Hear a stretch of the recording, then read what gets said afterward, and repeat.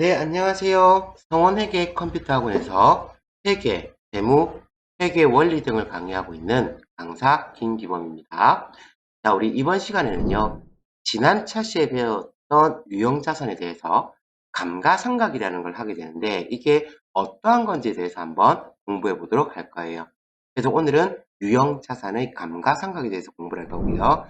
이 내용은 회계상 거래와 일상생활에서의 거래를 구분할 수 있다와 그리고 회계상 거래를 구성 요소별로 파악하여 거래의 결합관계를 타변 요소와 배변 요소로 구분할 수 있다는 NCS 학습 목표를 달성할 거고요.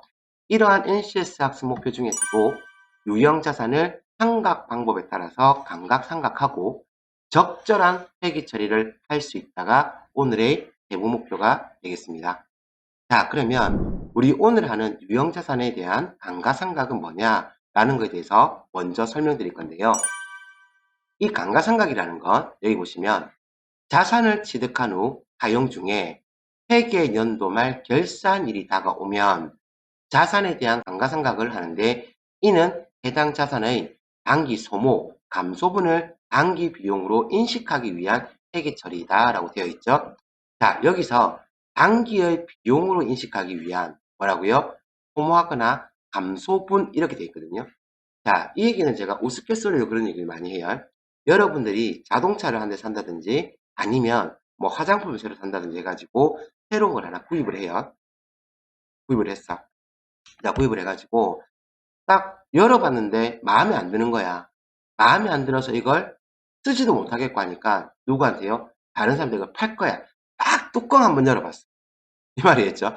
자, 그래서 이걸 팔려고 하면 내용물이 어쨌든지 간에 여러분이 한번 썼다 그러면 이거 어떻게 돼요? 누군가 썼으니까 가치가 줄어들었죠? 예, 그럼 어떻게 돼요? 가치가 감소한 거야. 그럼 이거 팔 때 정상 가격이 얼마 주고 구입했는데요? 10만 원을 주고 구입했는데 팔 때는 10만 원 팔리겠어요? 안 팔리겠죠? 이런 식으로 내가 취득한 유형자산은 그 가치가 감소하게 되는데 그 가치 감소분을 반영해 주는 게 뭐가 된다? 감가상각이다라는 거 알아두시고요.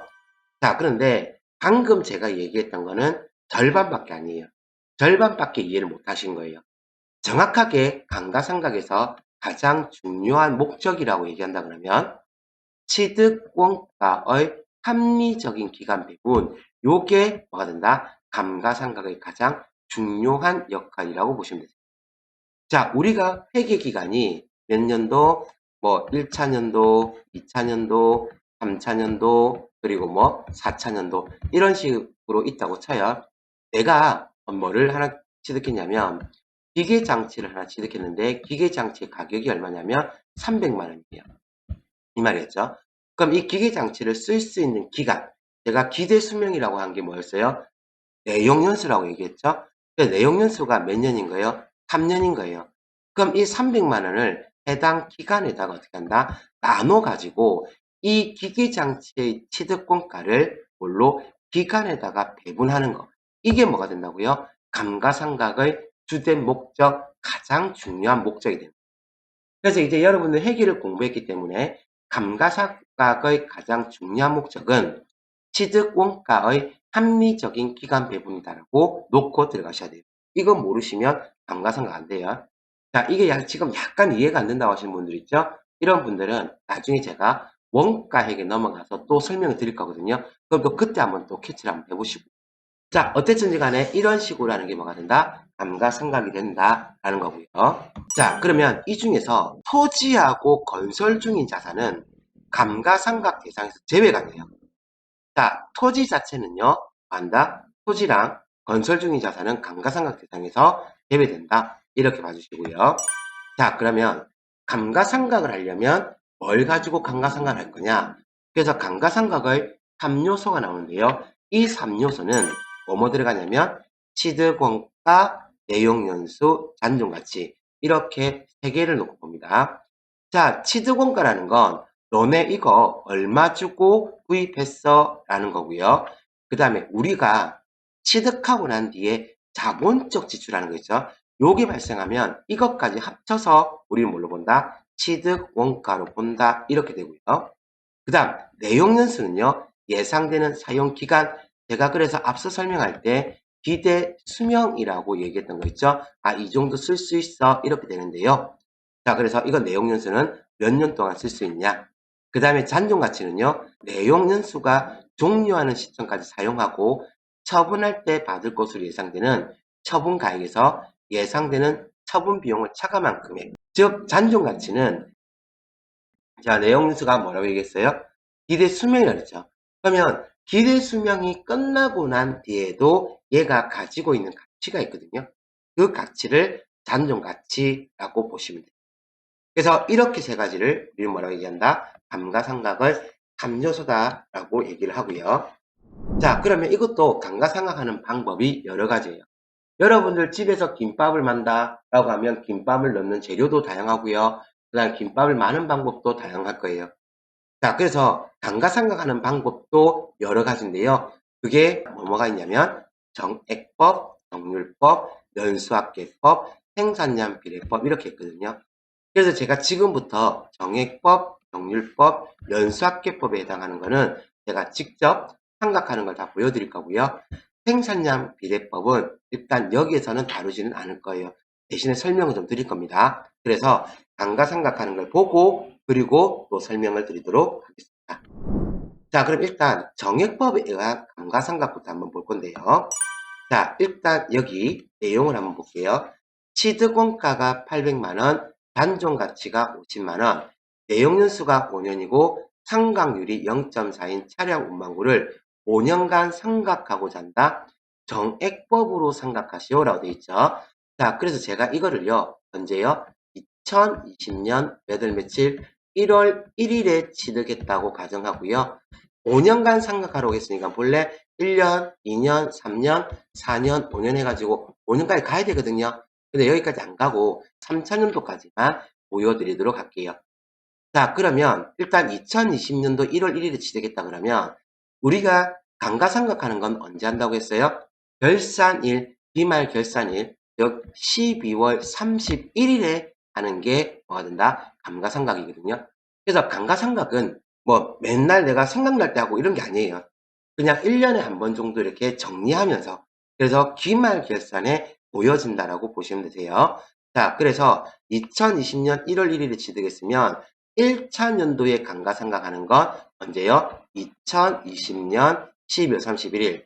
2차 년도에 상각하는 건 2021년도 12월 31일.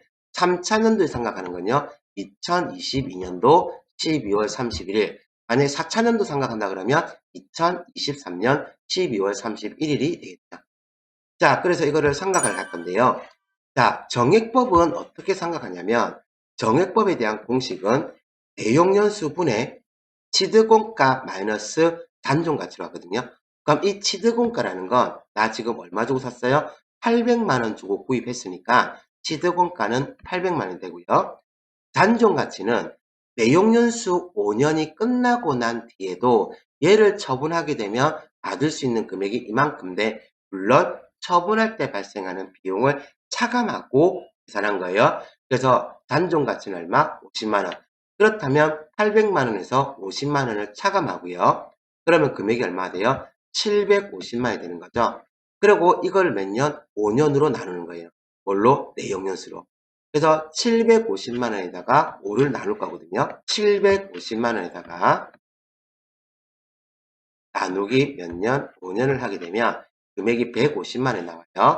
자, 그래서 이 금액은 얼마가 되고요? 150만원이 되는 거예요.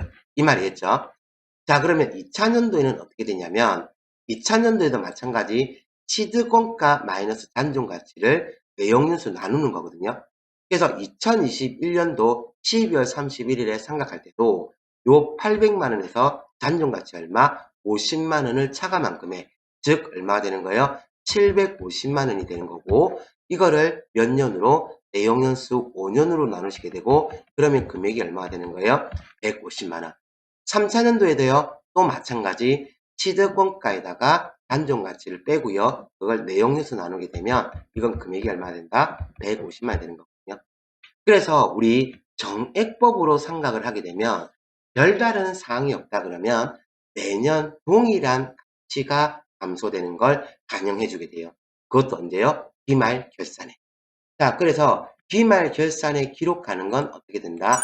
이런 식으로 차변에 뭐라고 기록하고요? 감가상각비라고 기록하고, 그 다음 대변에는 감가상각 무게액 이런 식으로 기말의 결산 분계로 나타내게 돼요. 그러면 매년 감가상각하는 금액이 동일하기 때문에 차변에는 뭐가 되고요? 비용의 발생, 감가상각. 이거는 매년 동일하게 나오게 되겠죠. 대변에는 감가상각 누계액으로 기록할게요. 이거는 우리 회사가 차량 운반구를 구입한다면 차량 운반구가 가치가 얼마? 800만 원이야 라고 기록을 했겠는데, 이 차량 운반구의 취득원가를 800만 원 기록해 놓고 얘의 가치가 감소한 150만 원을 장부에 반영해 줄 건데, 얘는 감가상각비는 비용이기 때문에 손익계산서에 기록되는 계정이고요.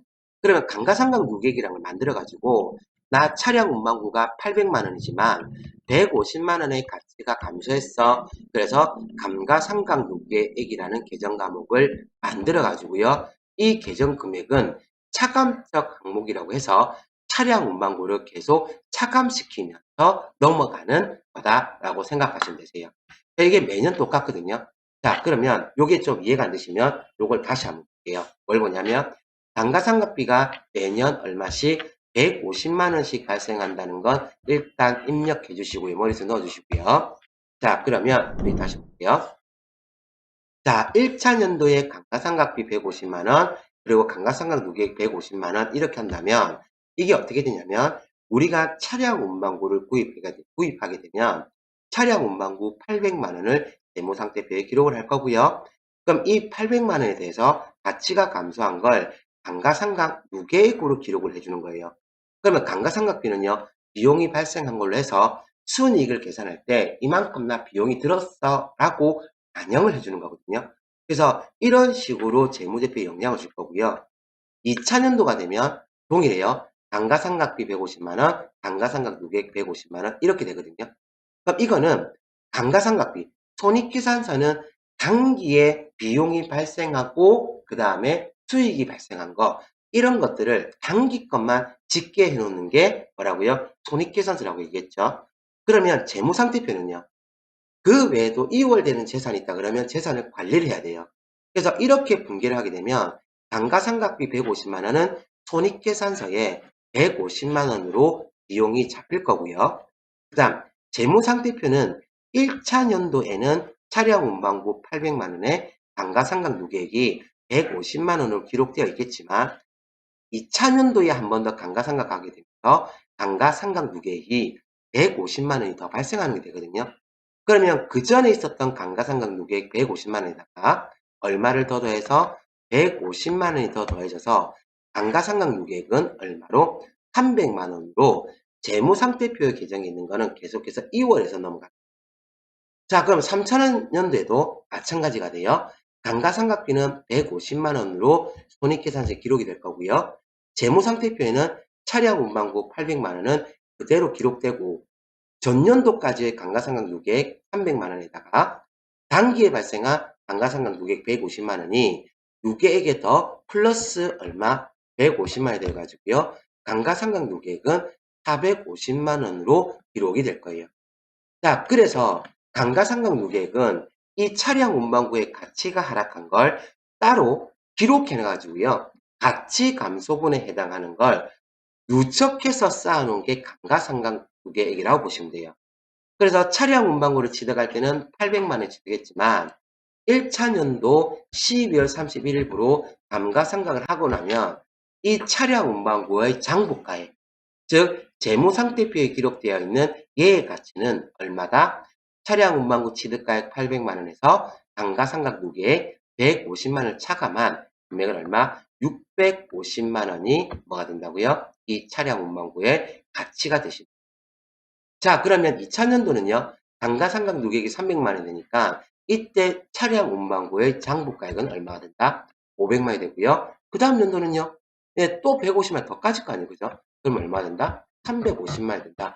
이런 식으로 해서 매년 어떻게 150만 원씩 차량 운반구의 가치가 감소한 걸 장부에도 반영해주고 그거를 손익계산서에도 함께 반영해주고 이 말 무슨 말인지 알겠죠? 자, 이렇게 봐주시면 됩니다.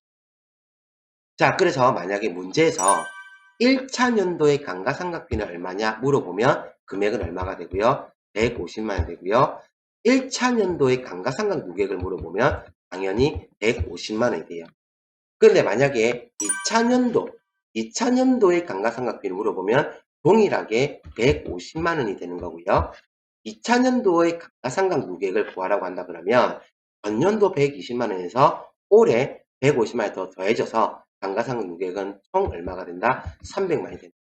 물론 당기에 발생한 감가상각 누계액은 얼마냐? 이렇게 물어본다면 150만 원이라고 해야 됩니다. 자, 그 다음 1차 연도의 장부가액이라고 물어본다면 취득원가인 800만 원에서 이 차량 운반고의 감가상각 누계액 150만 원을 차감한 금액 얼마 된다고요? 650만 원이 되는 거고요. 만약에 2차 연도의 장부가액을 물어본다 그러면 800만 원에서 300만 원을 차감한 얼마가 된다? 500만 원이 장부가액이 된다라고 보시면 되죠. 자, 이렇게 이해해 주시고요. 자, 그러면 다음 겁니다. 자, 이번에는 정률법에 의한 감가상각에 대해서 한번 알아볼 거거든요.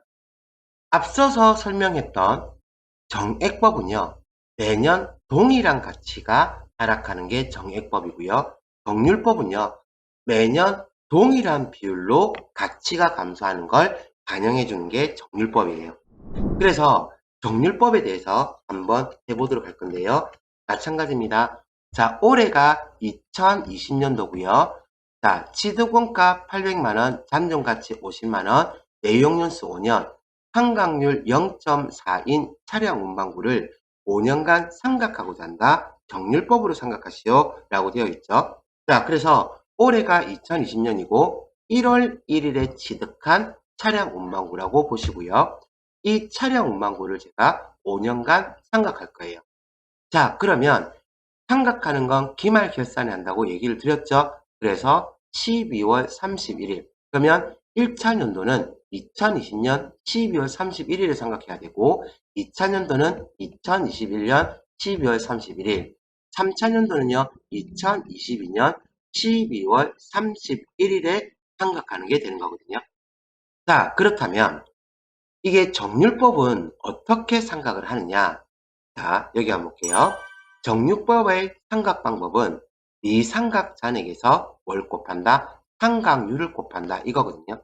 자, 미상각 잔액이라는 건 아직까지 상각되지 않고 남아있는 가치를 말하는 거예요. 그래서 취득원가가 얼마라고 하면 800만 원이라고 하면 1차 연도에 12월 31일에 상각할 때는 이전까지 한 번도 상각한 적이 없기 때문에 가치가 하락한 적이 없는 거예요. 그러면 800만 원에다가 0.4를 곱하면 금액이 얼마 나와요? 계산 한번 해볼까요? 800만 원에다가 곱하기 얼마? 0.4를 해주게 되면 320만 원이 되거든요. 그래서 1차 연도에 얼마가 320만 원이 상각을 하게 되는 거예요. 그러면 이때 기록을 한다 그러면 하변에 감가상각비로 금액을 얼마? 320만 원을 기록하고 대변에는요. 감가상각 누계액이라는 계정 과목으로 금액을 얼마? 320만 원을 기록하는 거예요. 그러면 2차년도 12월 31일에 오잖아요. 그죠? 그럼 어떻게 돼요? 그 전에 상각한 금액이 있기 때문에 요 미상각 잔액이라고 하는 거는 그 전에 320만 원 상각했죠? 그래서 800만 원에서 320만 원을 빼고요. 이게 미상각 잔액이 되는 거예요. 여기에다가 뭘 한다고요? 곱하기 0.4를 해서 2차 년도의 가치 감소분을 또 반영해 주는 거예요. 그러면 800만 원에서 세상에 다시 한번 두드려 볼게요. 자, 이건 지우고 자, 800만 원에서 이전 연도에 상각한 거 320만 원 빼요. 빼기 320만 원을 해주시고요. 그러면 480만 원이 되죠. 그러니까 미상각 잔액이 480만 원이 되는 거고요. 여기에다가 상각률 0.4를 또 곱해가는 거예요. 그래서 곱하기 0.4를 하게 되면 192만 원이 되는 거죠. 그래서 금액은 얼마? 192만 원이 된다. 이 말이 되는 거예요. 그러면 이제 또 기말 결산에 12월 31일에 기록할 때는 사변에 감가상각비로 기록해 주시고요. 금액은 얼마? 192만원. 대변에는요, 감가상각 무게액으로 금액이 얼마? 192만원. 이런 식으로 매년 동일한 비율로 깎아 나가는 거죠. 자, 그러면 이제 3000년도가 되죠. 그러면 미상각 잔액은 800만원에다가요. 1차년도에 320만원을 상각했고 2차년도에 192만원을 상각했기 때문에 이 두 금액을 합친 금액 얼마요? 512만원을 차감한 금액이 미상각 잔액이 되는 거예요. 그래서 800만원에서 512만원을 차감해서 여기에다가 얼마? 0.4를 곱하는 거예요. 자, 그럼 이제 최종 결론을 볼까요? 어떻게? 요렇게. 얼마 돼요? 감가상각비가 115만 2천원 이렇게 나오고 대변에 감가상각 누계액으로는 115만 2천원 이런 식으로 기록을 하는 거죠. 자, 그러면 이거를 재무상태표에 기록할 때는요. 어떻게 되냐면 1차 년도 1월 1일 날 차량 운반구를 800만원에 구입했다. 그래서 800만원 기록하고요. 이렇게 기말 결산을 하게 되면 손익계산서에 감가상각비로 320만원이 기록되고 감가상각 누계액은요. 재무상태표에 차량 운반구 밑에 딱 붙어가지고 자, 이 차량 운반구 800만원 주고 구입했지만 320만원만큼의 가치가 하락한 게 있어 라고 이렇게 마이너스 시키면서 기록되어 있는 거예요. 그러면 그 다음 연도는요 192만원을 상각했잖아요. 그죠? 그래서 2차 연도의 감가상각비는 192만원이 되고요. 재무상태표에는 그 전년도 320만원에서 192만원을 더해가지고 감가상각 누계액은 512만원으로 기록이 될 거예요. 그러면 3차년도는요 또 감가상각비는 115만 2천을 될 거고요. 재무상태표는요 그 전에 감가상각했던 512만원에다가 당기에 상각한 거 115만 2천원이 더해져서 감가상각 누계액은 627만 2천원으로 예측기가 되는 거예요. 그러면 장부가액, 각 해당 연도의 장부가액은 이런 식으로 해당되는 금액을 차감한 게 장부가액이 되는 거거든요. 자, 그럼 여기 질문의 답을 한번 해봅시다. 뭐냐면 1차 연도의 감가상각비는 얼마냐 라고 물어본다 그러면 320만원이 될 거고요.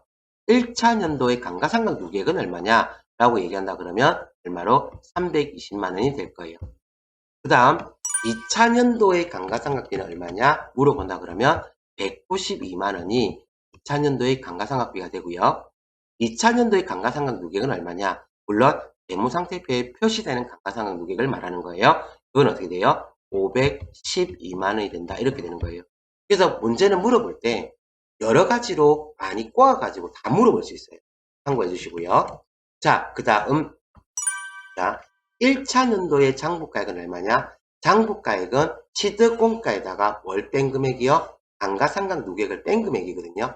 그래서 800만원에다가 1차 연도 거 물어봤으니까 320만원 빼기 320만원을 하시게 되면 480만원이 나오죠.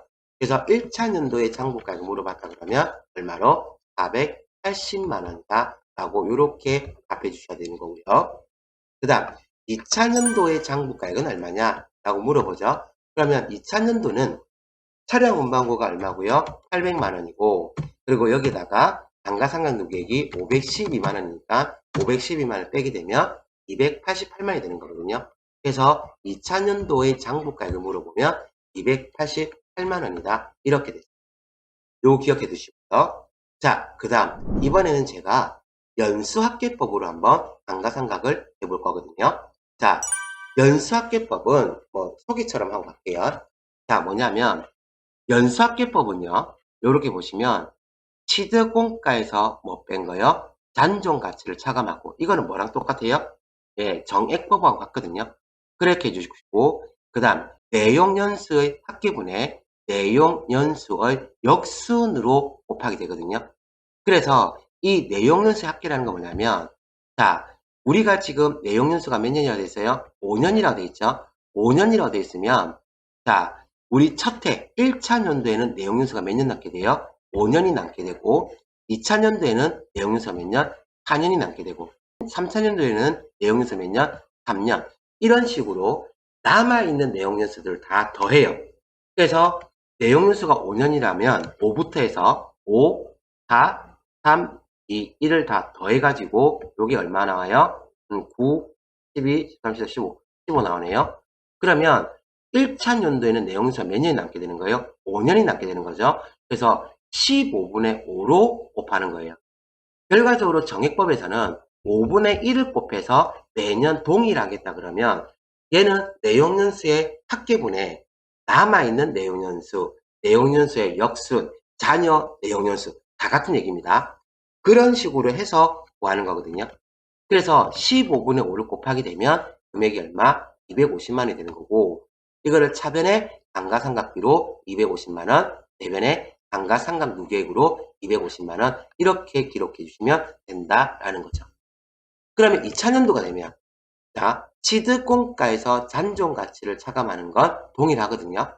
그럼 여기에다가 곱하기 내용연수의 합계는 같아요. 5 더하기 4 더하기 3 더하기 2 더하기 1 해주시고요. 남아있는 내용연수가 첫 해에 한번 5년 남아있었을 때 그때 한번 했죠. 2차년도는 이제 몇 년이 남는 거예요? 4년이 남죠. 그래서 4를 곱해요. 그래서 4변의 감가상각비, 대변의 감가상각 누계액해서 800만원에서 50만원 빼고 여기에다가 15분의 4를 구해서 200만원을 기록해 주시면 돼요. 그러면 3차년도에는 이제 3년이 남겠죠. 그러면 15분의 얼마를 3을 곱해서 구한다라고 보시면 되겠어요. 여기까지 무슨 말 아시겠죠? 이게 뭐가 된다? 연수합계법이 된다라고 보시면 되겠습니다. 그러면 이제 제가요, 뭐를 감가상각하는 방법들을 한번 비교를 한번 해볼 건데요. 자, 아까 전에 얘기했던 것처럼 감가상각비 배상 방법은 정액법 있죠. 정액법은 내용연수분의 취득원가 마이너스 잔존가치가 되고요. 정률법은요. 제가 아까 전에 미삼각 잔액에다가 상각률을 곱한다고 했는데 이 미삼각 잔액은 취득원가에서 감가상각 누계액을 뺀 게 미삼각 잔액이 되고요. 제가 아까 전에 취득원가에서 감가상각 누계액을 뺀 금액을 뭐라고 얘기했어요? 장부가액이라고 얘기했거든요. 그래서 취득원가 마이너스 감가상각 누계액에다가 상각률을 곱한다. 미삼각 잔액에다가 상각률을 곱한다. 장부가액에다가 상각률을 곱한다. 다 똑같은 얘기예요. 이거 알아두시고요. 그 다음 연수합계법은요. 취득원가에서 잔존가치를 뺀 금액에다가 내용연수의 합계분에 내용연수의 역순을 곱해서 구하는 게 연수합계법. 자, 생산량 비례법은 뭐냐면요. 일단 처음부터 뭐가 되냐면 이 기계 장치는 혹은 이 유형 자산은 얼마만큼밖에 생산을 못한다? 뭐 10톤밖에 생산을 못한다. 이런 식으로 얘가 쓸 수 있는 용량이 나오는 거예요. 그래서 추정되는 용량이 10톤이에요. 그런데 올해 단기에 실제로 생산한 게 몇 톤을 생산했다? 2톤을 생산했다. 그러면 취득원가 마이너스 잔존가치에다가 추정 총 생산량 분의 단기 실제 생산량을 곱해서 구한다. 감가상각비를 구하는 게 생산량 비례법이다 라고 보시면 되고요. 자, 그 다음 여기 또 중요한 게 하나 나와요. 뭐가 있냐면 정액법하고요. 그 다음 연수합계법, 합계법하고 그 다음 정률법이 이렇게 있다고 치면 자, 초기에 있죠. 감가상각을 초기할 때 초기에 감가상각비를 가장 많이 계상하는 건 누구다? 정률법이 가장 많이 계상하고 정액법이 가장 적게 계상한다. 이거 기억하고 계셔야 돼요. 그러니까 정액법은 동일한 비율로 계속 깎아 나가잖아요. 그죠? 그래서 정률법은 뭐 0.4, 40%가 되겠죠. 뭐 이런 식으로 깎아 나가기 때문에 감가상각 초기에 감가상각비를 가장 많이 계상하는 건 누가 된다? 정률법이 되는 거고요. 그 다음 각 공식에서 보면 정률법은 취득원가 마이너스 잔존가치가 없어요. 이 말 알아두세요. 나머지 정액법, 연수합계법, 생산량비례법은 취득원가에서 잔존가치를 빼고 한다. 뭔가를 곱하거나 나누거나 하거든요. 근데 정률법은 취득원가에서 감가상각 누계액을 뺀 금액을 뭘로 감가상각비를 한다는 거 구할 때 알아두시고요. 자, 그 다음 자, 정액법은요. 감가상각비가 별다른 사항이 없다 그러면 일정하게 발생하고요. 장부가액, 장부가액이라는 거 뭐가 되는 거예요? 취득원가에다가 월 뺀 금액 감가상각 누계액을 차감한 거기 때문에 이게 일정하게 이제 감소하거든요. 그래서 시험 문제에서는 가끔씩 이런 식으로도 그래프가 나오거든요. 약간 휘어지게. 이것도 맞는 거예요. 그래서 하락하게 되겠죠. 자, 그 다음. 자, 정률법은요. 매년 동일한 비율로 감소하기 때문에 이렇게 급격하게 뚝뚝뚝뚝 떨어져요. 감가상각비. 그러면서 장부가액도 동일하게 이런 식으로 반영이 되고요. 그 다음 누구도요? 자, 연수학계법 있죠? 연수학계법도 동일하게 이런 식으로 뭐가 된다? 그래프가 형성된다는 거 알아두시기 바랍니다. 그래서 정액법에서의 그래프가 좀 달랐죠? 그거 기억해 두시기 바랍니다. 네, 여기까지 설명하고요. 나머지 문제 한번 풀어보시기 바랍니다.